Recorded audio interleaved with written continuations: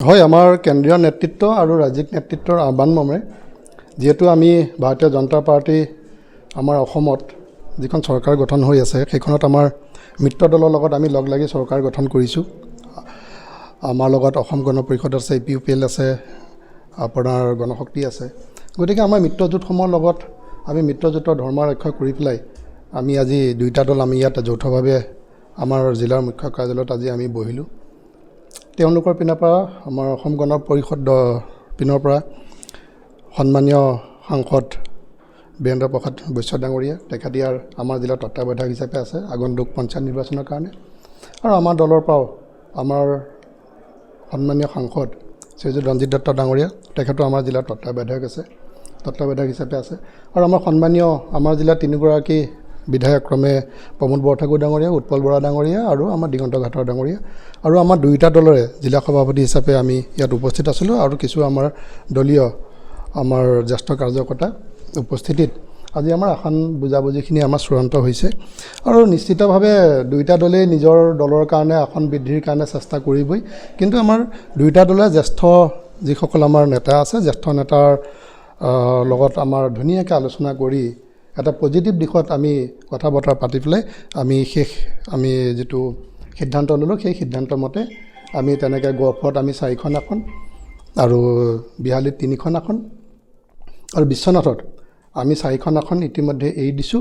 আৰু অসম গণ পৰিষদক লগত আমি তেখেতসকলক প্ৰাৰ্থিত্ব দিবৰ বাবে কৈছোঁ। আৰু 5ম আসনৰ কাৰণে আমি যোগাত্মকভাৱে আমি আলোচনা কৰি পেলাই আমি সেইটো 2 দিন বা এদিনৰ ভিতৰতে আমি সিদ্ধান্ত ল'ম। আঞ্চলিক পঞ্চায়তৰ কথাই কৈছোঁ, যিহেতু গাঁও পঞ্চায়তত আমাৰ কোনো ধৰণৰ পাৰ্টি চিম্বল নাথাকে। গাঁও পঞ্চায়তত যিসকল প্ৰাৰ্থীয়ে জিকি আহিব সেয়াই আমাৰ কেণ্ডিডেট হ'ব। ZPC-সমূহ আমাৰ দলেই দিব, গোটেইকেইটা ZPC-তে। আমাৰ ইয়াত 4টাকৈ প্ৰতিটো সমষ্টিত আমাৰ 12খন ZPC জিলা পৰিষদ আছে। আৰু ভৱিষ্যতৰ আমাৰ মিত্ৰজোঁটৰ আমাৰ কথা ভাবি আৰু ভৱিষ্যতৰ বুথ বিভাজন নহ'বৰ কাৰণে কিছু টেকনিকেল কথা আছে ইয়াত অলপ, যিখিনি কথা মই আপোনালোকৰ কোৱাটো উচিত নহ'ব, সেইখিনি কথা ভাবি পেলাই ZPC-টো অকল আমাৰ দলৰ দিয়াৰ সিদ্ধান্তটো আমাৰ ইয়াত জিলাত লোৱা হ'ল। পঞ্চায়ত নিৰ্বাচন অসম গণ পৰিষদ আৰু ভাৰতীয় জনতা পাৰ্টি একেলগে খেলাৰ ইতিমধ্যে সিদ্ধান্ত হৈছে। যোৱা 30 মাৰ্চ তাৰিখে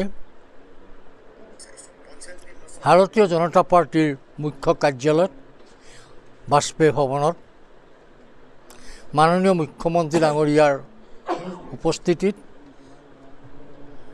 অসম গণ পৰিষদৰ সভাপতি অতুল বৰাৰ নেতৃত্বত আৰু ভাৰতীয় জনতা পাৰ্টিৰ ৰাজ্যিক সভাপতি দিলীপ শইকীয়াৰ নেতৃত্বত এক আলোচনাত আমি উভয় দল মিলিত হৈছিলোঁ।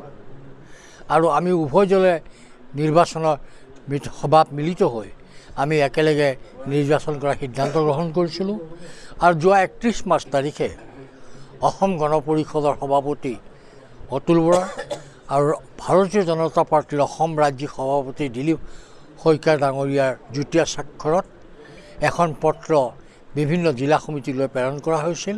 আৰু তাত অসম গণ পৰিষদ আৰু ভাৰতীয় জনতা পাৰ্টিয়ে পঞ্চায়ত নিৰ্বাচন একেলগে খেলাৰ সিদ্ধান্ত গ্ৰহণ কৰিছে। অৰ্থাৎ য'ত ভাৰতীয় জনতা পাৰ্টিৰ প্ৰাৰ্থী থাকিব সেয়া হ'ব অসম গণ পৰিষদৰ প্ৰাৰ্থী, আৰু য'ত অসম গণ পৰিষদৰ প্ৰাৰ্থী হ'ব সেয়া হ'ব ভাৰতীয় জনতা পাৰ্টিৰ প্ৰাৰ্থী। অৰ্থাৎ আমাৰ প্ৰাৰ্থীসকল হ'ব NDAৰ প্ৰাৰ্থী। এতেকে আমি NDA হিচাপে নিৰ্বাচন খেলিছোঁ। ভাৰতীয় জনতা পাৰ্টিৰ পদুমত অগপই ভোট দিব, অসম গণ পৰিষদৰ হাতীৰত ভাৰতীয় জনতা পাৰ্টিয়ে ভোট দিব। আমাৰ আলোচনা হৈছে আজি আমাৰ বিহালী বিধানসভা সমষ্টিৰ, গহপুৰ বিধানসভা সমষ্টিৰ, বিশ্বনাথ বিধানসভা সমষ্টিৰ বিহালীৰ বিধায়ক আমাৰ দিগন্ত ঘাটৰে ডাঙৰীয়া উপস্থিত আছিল। গহপুৰৰ বিধায়ক উৎপল বৰা ডাঙৰীয়া উপস্থিত আছিল।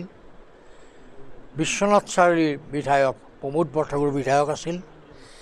প্ৰাক্তন মন্ত্ৰী প্ৰবীণ হাজৰিকাদেৱ উপস্থিত আছিল। ইয়াৰ লগতে দুইটা দলৰ দায়িত্ব দিয়া আমাৰ শোণিতপুৰ জিলাৰ শোণিতপুৰ লোকসভাৰ সন্মানীয় সাংসদ ৰঞ্জিত দত্ত ডাঙৰীয়া, যোনে ভাৰতীয় জনতা পাৰ্টিৰ হৈ প্ৰতিনিধিত্ব কৰি নেতৃত্বলৈ আলোচনাত বহিছিল আৰু ইয়াত আমি অসম গণ পৰিষদৰ হৈ অংশগ্ৰহণ কৰিছিলোঁ।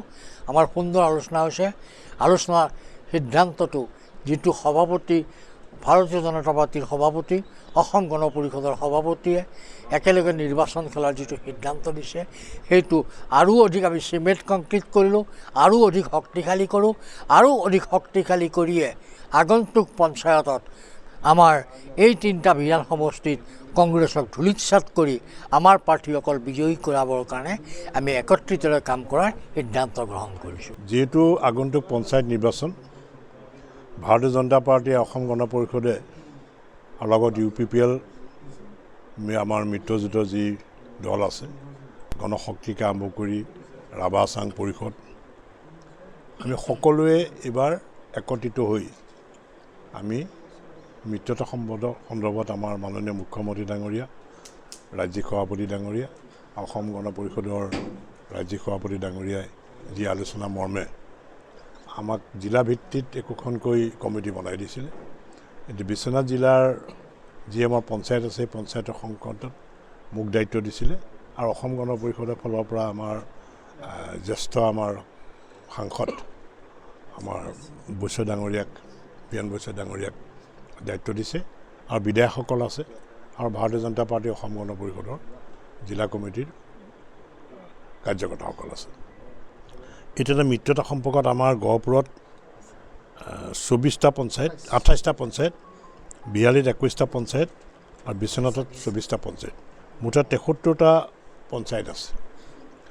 যিহেতু ৱাৰ্ড মেম্বাৰটো এইবাৰ কোনো প্ৰতীক চিহ্ন নাথাকে, গতিকে ৱাৰ্ড মেম্বাৰৰ ক্ষেত্ৰত আমাৰ কোনো ধৰণৰ মিত্ৰতা হোৱা নাই, এইটো নিজাববীয়াকৈ খেলি হ'ব।